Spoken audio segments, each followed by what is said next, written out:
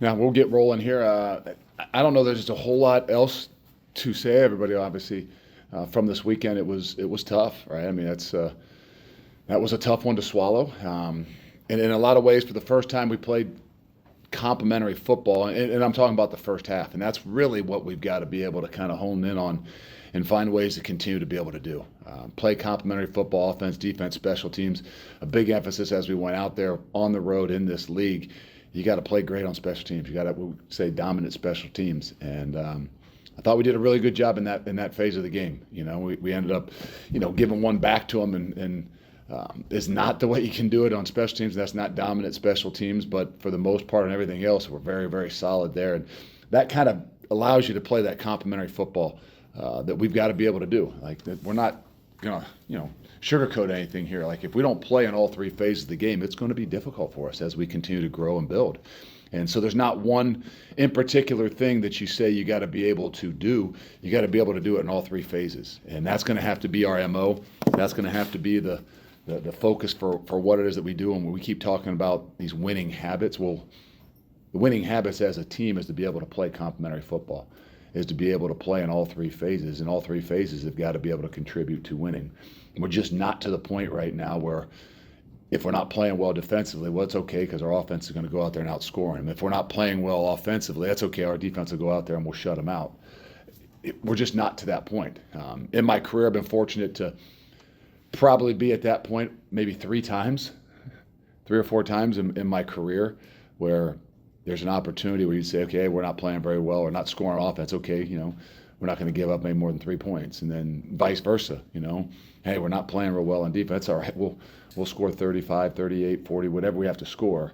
And so I've not been in a whole lot of those situations, but have been before. And where we are right now, we just know we've got to be able to play all three phases of the game. Got to play complementary football. And we've got to hone in on what the winning habits really look like and continue to enhance those. Luke, through two performances so far, Braden's had really good plays and then some ones that obviously he wants back. Like, how do you get a little more consistency out of him? What are the steps he's got to take through practices? I'm not sure which plays you're referring to wanting back, but we all have plays we want back. It's obviously highlighted at that position, but I think he's done what we've asked him to do. We can all pinpoint. He'll be the first one probably to tell you the first series he went in there against Alabama was not, what he wanted. But I'd be honest with you, he's continued to grow. He's going to continue to grow. He's going to give us the opportunity, to be able to move the ball around. He's going to give us the opportunity to play at the pace we want to play at. He's going to give us the opportunity to get into the things we want to get into. And I think that, as we continue to grow, that's where we got to hang our hat offensively on. Not that we're going to say, okay, hey, it's his game and we're going to win and lose it with him. No, the whole idea is the guys around him, and that's what I reminded him as we started the game last week, right? In warm-ups, I just say, hey, just rely upon the people that are around you. That this isn't all on you. Everybody, the quarterback is the cog of everything that you do, and in particular offensively, but it's not just on his shoulders. And I think he is growing. I think he's done a good job. There's some more things, like you said, both, he would say that as well as I would say that there's other things out there that we can do a better job of, and we will.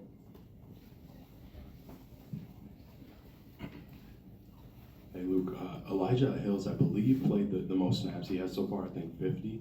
Just where have you seen some of the most growth from him since the spring, and just how impactful has that been, especially without you? He's done a great job. I mean, we're still early in the season, and I don't know that our expectation when he walks in the door here, the expectation was, hey, I hope you can play 20, 25 snaps a game, and from there we'll build. And what he's done through the offseason, what he's done in the first 4 games, it's been impressive. And he's a guy that, as we keep looking at these winning habits, that I don't know what his habits were when he walked in the door, but I would tell you that each and every week, each and every month, he's continued to grow. And I mean that through the first 4 weeks of the season as well. And he's done a really good job. He's going to continue to have more opportunities.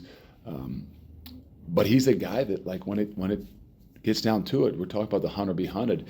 He has a hunt mentality, and he didn't bat an eye when we played against Alabama. He didn't bat an eye this weekend when we played at USC, and that's an impressive thing. And it's just one of those guys, like you walk in the door, he's coming from Albany, you don't know a lot about him, you've seen minimal to a little bit of film on him. You had a 10-minute meeting with him, and he's a part of your program. And he's done a really good job, and he'll continue to grow for us. And we need him to. Just kind of a couple weeks ago, I know you kind of talked about Ches and just from the character standpoint of where you've seen him develop. I want to get your thoughts on him, just on how he's been running the ball, and maybe where, if anywhere, you maybe want to see a little more. It's such a tough position, and we got a little bit of a tough ride right now at the running back spot. Meaning we've got a bunch of guys, and it's probably one of the things that that I am going to kind of not say impress to the but put on the offense a little more to say, look, I don't know that you can play 4 and 5 running backs. We've got to focus in on, hey, who's going to be one, who's going to be the next guy, and then who's the spare. And I just don't. It doesn't give them an opportunity to get into rhythms. Ches being one of those guys, Tywee being another one. So we're going to have to figure it out.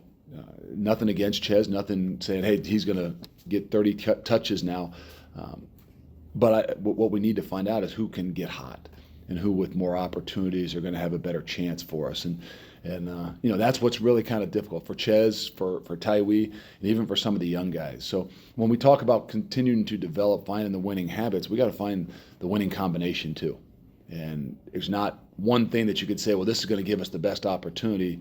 It's going to have to be the body of work. And we're going to have to, give some guys opportunities early in game, then have to ride with them a little bit more, I think. And that doesn't exactly answer the question on Ches or Tywee.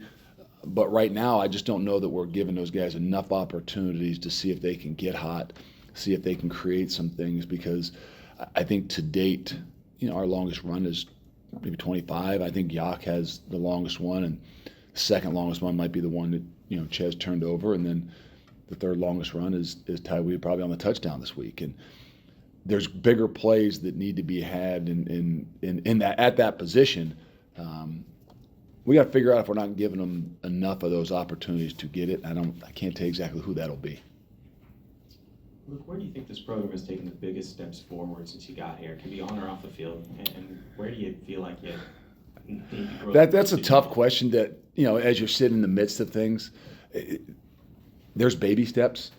I don't know that there's one giant leap, right? I mean, everybody's looking for that giant leap, and I've been in programs before where you see what that giant leap is, and I would say right now it's baby steps. I think that things that we've done inside the locker room have helped us and have created a different environment. And I think things that we've done on the field, little ways have created things that we need to continue to build upon. Are we still waiting for that giant leap? Yeah, maybe. It's not as obvious, it's not as evident because all you get to see is Saturdays. But I can tell you that there's a lot of baby steps that lead to the things that make greater changes. Kind of sounds like some of the players, right? You sit in there and you talk to the guys about how much they've worked and how much they've dedicated themselves and how much they've committed themselves, whether that's the off season, whether that's fall camp, that's going away for 13, 14 days. All those things don't guarantee you that on Saturday you're going to be the winner. All those things don't guarantee you that you're going to get the ball 30 times, or you're going to have 8, 10 sacks. A lot of times they're baby steps. A lot of times there's things that continue to grow. And so I can't tell you that there's one spot. I can tell you that the leadership I feel really confident in. It might not show as much to the guys that are outside the program, but there are baby steps that are continuing to be taken that are going to lead us to where we want to go. Luke, one of the biggest moves you made in the offseason was hiring A.J. Blazek for the O-line coach. Through the first 4 weeks, it seems like the O-line might be one of your, might be the strongest group on the roster. What have you kind of seen in terms of the growth from that group, and also how? I think they're doing a good job. I think that they're very well coached. We don't have to sit around here and talk it's the strength of what we know when we walked in the door here, right? And it's got to continue to be the strength of what it is that we do. There's still more out there for those guys, and I really do believe that. If you're going to be the strength, which they are, and if you're going to be the historic group that is expected around here, we still got to ask for more. And I think they've done a really good job. I think they will continue to grow. And that's what, when you're talking about baby steps, you're talking about a leadership, you're talking about an attitude. That room is a big depiction of that. And I know that everybody doesn't get a chance to see that, but sitting in there even on Sunday with that group, listening to them review the game a bit, it reminded me that, okay, these guys can take a little bit more. They can understand that, yes, they might be the cog, and they might be the crux of our team and our program, but if you really look back at that second half, we need them guys to be better. And not trying to point a finger, but like they can handle it. And if we're going to continue to grow and have continued baby steps that eventually become into large leaps, it's going to start with that group. And so I feel confident that they will and they can. I love the way they're being coached and the things that they're doing. I just think we got to continue to grow there as well. Vinny Anthony's kick return and his touchdown pass was probably were your two longest plays this year. But just can you speak about Vinny and where you may be seeing development? What kind of stands out to you about how he's come along? I've kind of been waiting for it. We've seen a lot in the offseason, and I don't just mean his play. I mean, he's a bigger, stronger, faster guy over the last year and a half. And, you kept kind of waiting to see when those things were going to kind of pay off. And this weekend in particular, you saw it, right? I mean, obviously it was the fourth or fifth play on offense that, he takes the distance and wins a one-on-one and then separates himself and finishes the play. And then obviously the kickoff return that he takes back to the 20. He's the guy that I think, pinpointed to say, okay, this is a guy we got to find more ways to get the ball to. He's the kick returner. He was the punt returner to start the year off. We had to limit him a little bit on some of those things because we're like, okay, now how much can we do? How much do we want to put him out there to do? As much as maybe you still want him offensively as opposed to just on the special teams. He's the gunner on punt as well. So there's a lot of those things that he's worked his way into, and we need to continue to see him do it. I think this week was the first time where we've all had an opportunity to see him take one of those things to the house, and whether it's on offense or on special teams. But he's a guy that we're going to have to rely upon as well to continue to find ways to get the ball in his hand and give him opportunities to make some of those plays. Luke, I don't know if you have experience with this in your career, but Purdue's changing offensive coordinators this week. Like, how much difficulty does that add, or like, can a team really change course that much in a 1 week time? Like, how do you view We don't know what's going on, right? I mean, I try not to speculate. I try not to worry about anything in anybody else's program. Obviously, we're playing them, and we got to prepare to play them. And so there's some things you're trying to, figure out. But who knows if it hasn't been like that for the last few weeks, right? I mean, there's a lot of things you have no idea of. It's just another one of those things. It's another obstacle in the way, and things that you have to assume and prepare for. And I don't know if there's an exact way. You're trying to find out, well, who's calling it, they're probably never going to tell you. And to me, that's just trying not to single out anybody in particular. So it's obviously a unique situation early in the year. I think it's a bad part, a little bit of our game. But again, I'm not there to speculate. I'm not here to judge of any sorts. I'm just here to make sure our guys are prepared and in the best way we possibly can. Luke, Vinny put one on the ground on punt earlier this year.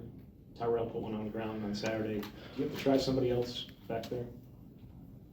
There's a good possibility. I don't know. There's not one off the top of my head. There's an opportunity. Maybe we'll put Will back there a little bit. It's not something Will has been probably extremely confident in. And I don't mean confident. I shouldn't say that. We haven't put him back there a lot. Obviously, from 2 years ago when he got hurt, returning punts was kind of one of those things. Okay, we'll just try to keep him out of that position. We've done so many other things with him. I don't know that there's another great option. I think we've had Tretch back there a bit as well. We're just going to have to continue to get better at what we do. Vinny and Tyrell are the two guys that we do feel most confident in, and we're just going to have to do a better job. Look, former players are obviously very passionate about this place because they spend a lot of time here. And if they're frustrated with results and voice that, is it easy for you to block that out because you're so insulated week to week, or do you feel like it's something you need to address or pay attention to as people might see it? No, I don't. I mean, I do a very good job. I shouldn't say I do a very good job. I don't pay attention to a lot of things. Unfortunately, when you have children now that are of the age, they tend to, if there is something out there, they let you know, which I got to do a better job at making sure they understand, I don't want to hear those things. But it's a part of the game, right? I mean, it's all things that we have to be able to deal with. It doesn't bother me. I only worry that if it bothers our guys within our program and our team. But yeah, if people didn't have passion for what it is that we're doing, we wouldn't have sold out crowds. We wouldn't have an environment that we create here and a competitive advantage when guys come into our home because of the passion that whether it's the fans or former players have. I mean, that's what makes programs great. So you got to be able to handle the ups and the downs. You got to be able to handle the positives and the negatives, whether you're a coach or you're a player. And sometimes I think it's a little bit more difficult as a player. If I think back to myself as a player, I thought it was more difficult as a coach. I think you better understand the landscape of what it is that we live in, and not allow those things to ruffle your feathers at all. Look, kind of a two-parter here. Do you happen to know if Max Lofi is going to be out for a while, or he wasn't on the chart, but then he looked like he warmed up and then couldn't go? And then, kind of dovetailing with that, how do you think Austin Brown did going in? So Max, something happened in pregame warm-up that he tweaked his back, and he came in from just warm-ups and couldn't go. It was a very tough, difficult situation. We had to make some adjustments on the fly, and to be honest, Austin Brown went in there and really did a very good job. He played well. He made some plays. Obviously, there's some things people can pinpoint and pick on and say we can do better. But I think for the situation and things like that, Austin went in and did a really good job. Obviously, he's played a lot of ball for us, so we have an expectation. But he also has played a lot of positions. And where Max was playing at that nickel and kind of had established himself, we'd been using Austin a little bit more in the back end for things. So he hadn't taken nearly as many reps at the nickel position. And an hour before game time, we had to flip things, and he went in there and did a really good job. Similar note, Aaron Witt, last I saw of him, he took a hard shot in his leg, and then he hobbled off the field, and I don't think he came back, and I didn't see how he looked, but how is he? And not a great play. If you haven't watched it, it'll be probably on the video of teaching this weekend. He took a shot to the knee. I don't know exactly where he is just of yet. He wasn't able to run around a whole lot on Sunday. Hopefully he'll be okay, and I think he's still questionable for where we are right now. It's only Monday, so that's a good thing. But it was a really kind of one of those ones like it's something we got to get out of the game, and I'm not going to dwell upon it. Hopefully that they'll be able to take care of it and address it and make sure that we're all on the same page as we coach and teach these guys on how to take on some of these blocks. But it's a part of making our game a little bit better and a little bit safer for everybody, as opposed to just quarterbacks and wide receivers. But hopefully it'll be okay. And to follow up, when you talk about making the game safer, in terms of maybe not having guys block defensive guys that way, is that kind of? We don't want to dive into it, but it's a very gray area on the rule. And to be honest, those guys cutting back across, they can give you the explanation. Well, he's in the tackle box, and he's coming from 10 and 2, and he's coming from outside to inside. Like, the truth is, if you're not going between 10 and 2 on any cut block, it's really not, in best for all of us. So it's just one of those ones that I thought was a little bit more out of the game with those guys coming flat back down line of scrimmage and not being able to block low. But there's still a little bit too much of a gray area in there, and so we got to be aware of that. We got to be able to play it a little bit better. One more here. Luke, I know you were asked about it after the game, the 4th and 1. You had some things to say about it. After going back and watching the film at all, do you feel any different about what you said? And I'm not exactly sure what I said.